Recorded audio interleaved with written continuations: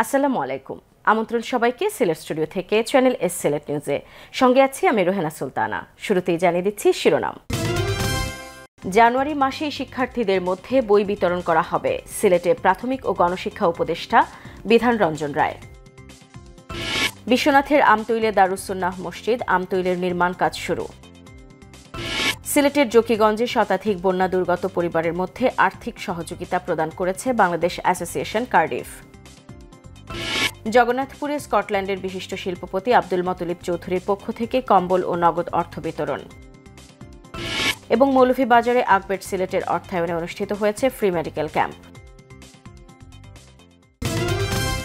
শুনছিলেন শিরোনাম, এবারে বিস্তারিত। পরিবর্তিত পরিস্থিতির কারণে বই ছাপাতে কিছুটা দেরি হচ্ছে জানিয়ে প্রাথমিক ও গণশিক্ষা মন্ত্রণালয়ের উপদেষ্টা ড বিধান রঞ্জন রায় বলেছেন, জানুয়ারি মাসের মধ্যেই শিক্ষার্থীদের কাছে বই পৌঁছে দেওয়া হবে। সিলেট বিভাগীয় কমিশনারের কার্যালয়ে মাঠ প্রশাসনের কর্মকর্তাদের সাথে মতবিনিময় সভায় উপদেষ্টা বিধান রঞ্জন বলেন, আমাদের দেশে বিগত কয়েক বছর ধরে বই উৎসব করা হয়, কিন্তু পরিবর্তিত পরিস্থিতির কারণে বই তৈরি করা, বই ছাপাতে দিতে কিছু দেরি হয়েছিল। তবে দেরি হলেও আগামী বছর জানুয়ারিতেই বিনামূল্যে বই পাবে প্রাথমিক শিক্ষার্থীরা। উপদেষ্টা অধ্যাপক ড বিধান রঞ্জন রায় বলেন, ত্রুটিপূর্ণ প্রাথমিক শিক্ষা দেশের সামগ্রিক পরিস্থিতিকে প্রভাবিত করে। দেশকে উন্নত করতে হলে প্রাথমিক শিক্ষাকে গতিশীল করতে হবে।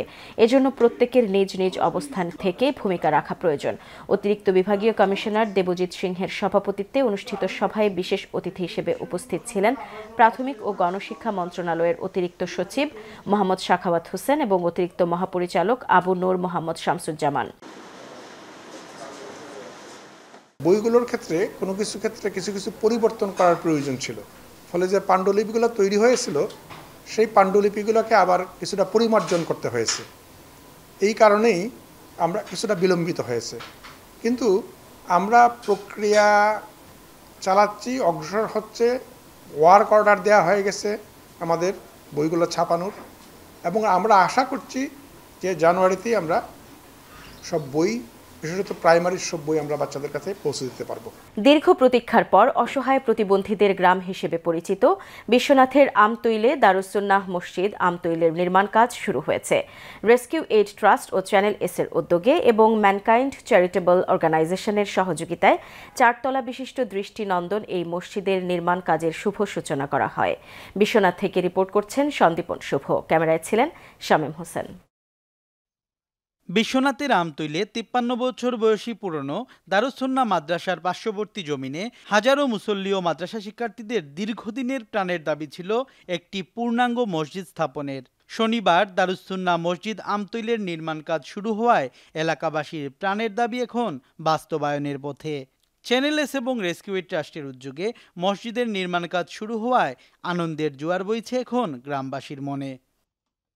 আজ আমাদের আশার বাস্তবায়ন হলো, এই জন্য আমরা আল্লাহ তাআলার প্রতি শুকরিয়া আদায় করছি। সহযোগিতার হাত বাড়াইয়া আমরা এলাকাটা আরো সুন্দর করিয়া, মাদ্রাসা বিভিন্ন প্রতিষ্ঠান আছে একটু খেয়াল করুকা, আমরা সকল এলাকাবাসী আপনারা লাগে দোয়া করমু। মসজিদটি নির্মাণ কাজ শুরু হওয়ায় পুরাতন টিনের চালা আর বাঁশ কাঠের অস্থায়ী মসজিদটি ভেঙে মাদ্রাসা সংলগ্ন ঈদগাহ মাঠে সাময়িকভাবে নামাজের ব্যবস্থা করেছেন কর্তৃপক্ষ। আর নতুন করে 4 তলা বিশিষ্ট মসজিদের নির্মাণে যারা সবচেয়ে বেশি অবদান রেখেছেন সেই প্রবাসীদের প্রতি কৃতজ্ঞতা প্রকাশ করেছেন এলাকাবাসী ও দারুস-সুন্নাহ মাদ্রাসা আমতৈল কর্তৃপক্ষ।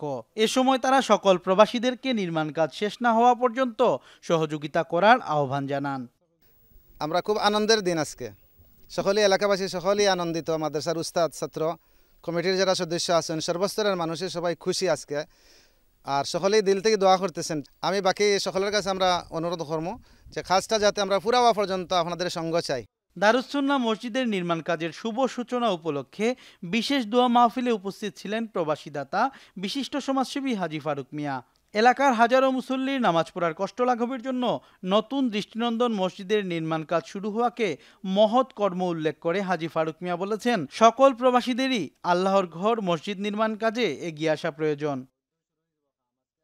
অবহেলিত এরিয়া, এটা খুবই জরুরত। একটা মাদ্রাসা 1300 ছাত্র আমি নিজের চোখে দেখেছি এবং এই মসজিদে আমি নমাজ পড়েছি একদিন, জায়গা হয় নাই, বাঁশপালার মসজিদ জায়গা হয় নাই।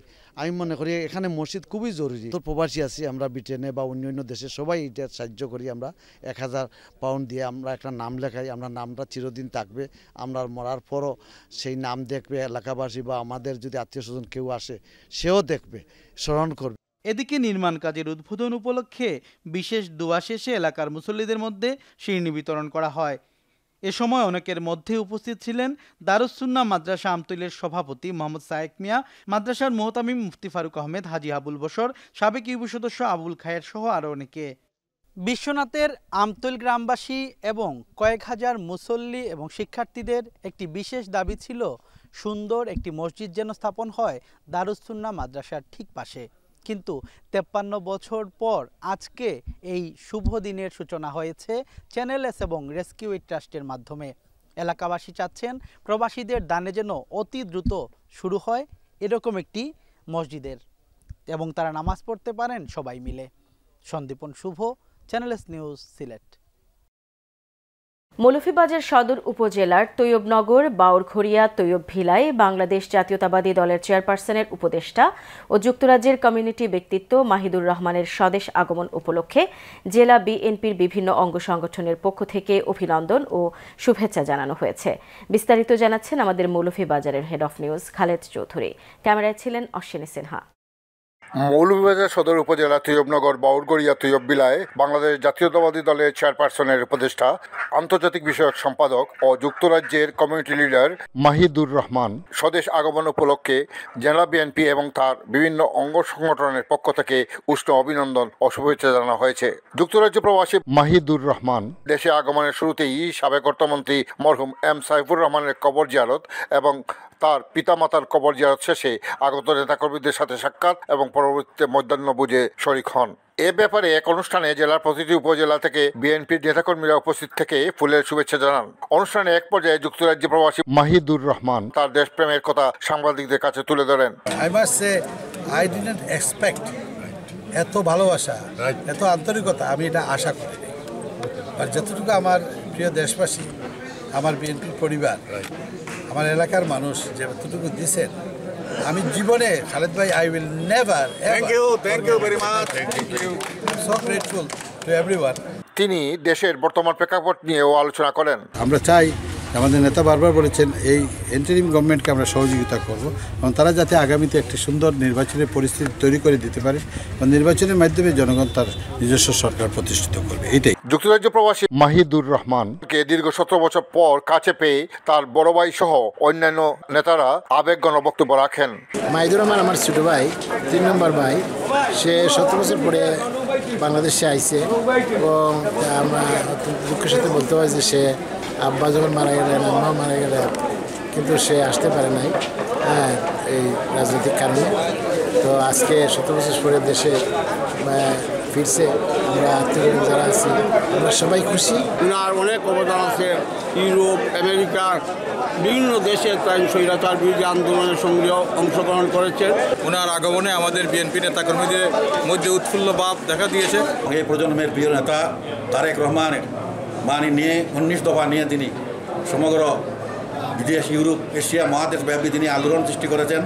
আমাদের ভারপ্রাপ্ত চেয়ারম্যান জনাব তারেক রহমানের একজন রাজনীতির সহযোদ্ধা মাহিদুর রহমান শহীদ রাষ্ট্রপতি জিয়াউর রহমানের আমল থেকে এই দলের সাথে সম্পৃক্ত। আমরা মৌলভীবাজার জেলা স্বেচ্ছাসেবক দলের পক্ষ থেকে আমাদের প্রিয় নেতাকে শুভেচ্ছা জানাতে এসে তাকে শুভেচ্ছা জানিয়েছি এবং তার জন্য আমাদের দোয়া যে তিনি আল্লাহ যেন তাকে হায়াত দারাজ করে। আমরা আশাবাদী আগামী দিনের যে নির্বাচনমুখী দেশে জনাব মাহিদুর রহমান সাহেব বিশাল ভূমিকা রাখবেন বাংলাদেশে। বিশেষ করে সিলেট বিভাগের নেতাকর্মীরা খুব আনন্দিত, উদ্বেলিত।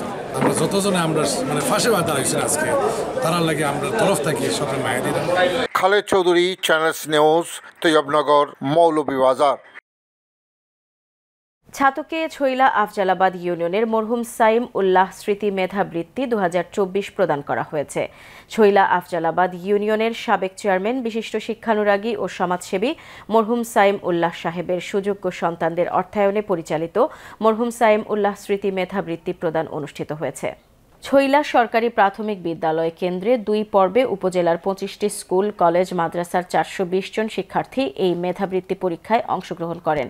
পরীক্ষায় 80 জন কৃতকার্য শিক্ষার্থীদের মাঝে মেধাবৃত্তি হিসেবে নগদ অর্থ, সনদ ও সম্মাননা স্মারক প্রদান করা হয়।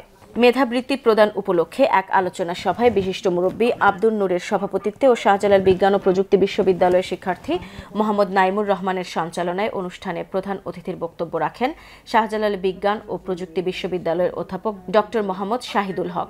স্বাগত বক্তব্য রাখেন মরহুম সাইম উল্লাহ স্মৃতি মেধাবৃত্তি পরীক্ষার অন্যতম উদ্যোক্তা সুজাত আহমদ। এ সময় বিশেষ অতিথির বক্তব্য রাখেন সাবেক অধ্যক্ষ মাওলানা আব্দুস সালাম আল মাদানী, প্রধান শিক্ষক মুস্তাবুর রহমান মুস্তাক, ইংরেজি প্রভাষক রুহুল করিম শিবলু ও বৃত্তি প্রদান আয়োজক কমিটির অন্যতম সদস্য মুস্তাক আহমদ। উদ্যোক্তাদের এই ধরনের শিক্ষামূলক মহতি উদ্যোগকে সাধুবাদ জানিয়েছেন অতিথিবৃন্দ। বৃত্তি প্রদান অনুষ্ঠানটি সুন্দরভাবে সম্পন্ন করতে পেরে আয়োজকরা সকলের প্রতি ধন্যবাদ ও কৃতজ্ঞতা জানিয়ে ভবিষ্যতে এই মেধাবৃত্তিটি চালিয়ে যাওয়ার জন্য দেশ বিদেশের সকলের দোয়া ও সহযোগিতা কামনা করেন। এদিকে মেধাবৃত্তি পেয়ে শিক্ষার্থীরা অনেক উৎসাহ পেয়েছেন। তারা উদ্যোক্তাদের প্রতি ধন্যবাদ ও কৃতজ্ঞতা জানিয়েছেন। ভবিষ্যতে এই মেধাবৃত্তি অব্যাহত রাখার আহ্বান জানান। সাইমুল্লাহ স্মৃতি মেধাবৃত্তিতে অংশগ্রহণ করেছি এবং সেখানে আমি 4র্থ স্থান অর্জন করেছি। তাদেরকে আমি আমার অন্তঃস্থল থেকে ধন্যবাদ জানাই যে আমাকে এই পুরস্কারটি প্রদান করার জন্য। এবং আমি আশা করব যে প্রতি বছর, এই বছরের নেই, প্রতি বছর তারা এই মহৎ অনুষ্ঠানটি আয়োজন করবে এবং নতুন নতুন মেধাকে জাগ্রত করার জন্য তারা যে প্রচেষ্টা চালিয়ে যাচ্ছে সেটা যাতে সফল হয়। তারা যেন এই প্রতিষ্ঠানটাকে বাঁচিয়ে রাখেন, আল্লাহ তাআলার কাছে দোয়া করি। যারা মেধাবী তাদেরকে মেধাবৃত্তি দেওয়ার মাধ্যমে তাদেরকে সুশিক্ষিত করার ক্ষেত্রে উন্নত মানের শিক্ষা বা উচ্চশিক্ষা গ্রহণ করার স্বার্থে তাদেরকে বিশ্ববিদ্যালয় পর্যায়ে এবং দেশ বিদেশের সকল উচ্চশিক্ষা প্রতিষ্ঠান তাদেরকে পড়ালেখার সুযোগ করে দেওয়ার ক্ষেত্রে বৃত্তি এক সহায়ক ভূমিকা পালন করবে বলে আমি মনে করি। আগামীতে প্রতি বছর এইটা আপনাদের জন্য নিয়ে আসার জন্য আমি প্রতিটা স্কুল কলেজকে যেগুলো বাকি আছে ভবিষ্যতে সেইগুলোকেও সম্পৃক্ত করে গোটা ছাত্রকের মধ্যে এটা ছড়িয়ে দিব, সেই চেষ্টা আমার থাকবে। সিলেট নিউজে নিয়ে নিচ্ছি ছোট্ট একটা বিরতি। আমাদের সঙ্গেই থাকুন। ফিরে এসে অন্যান্য খবরের সাথে আরও যা থাকছে। সিলেটের জকিগঞ্জে শতাধিক বন্যা দুর্গত পরিবারের মধ্যে আর্থিক সহযোগিতা প্রদান করেছে বাংলাদেশ অ্যাসোসিয়েশন কার্ডিফ। জগন্নাথপুরে স্কটল্যান্ডের বিশিষ্ট শিল্পপতি আব্দুল মতলিব চৌধুরীর পক্ষ থেকে কম্বল ও নগদ অর্থ বিতরণ। এবং মৌলভীবাজারে আকবেট সিলেটের অর্থায়নে অনুষ্ঠিত হয়েছে ফ্রি মেডিকেল ক্যাম্প।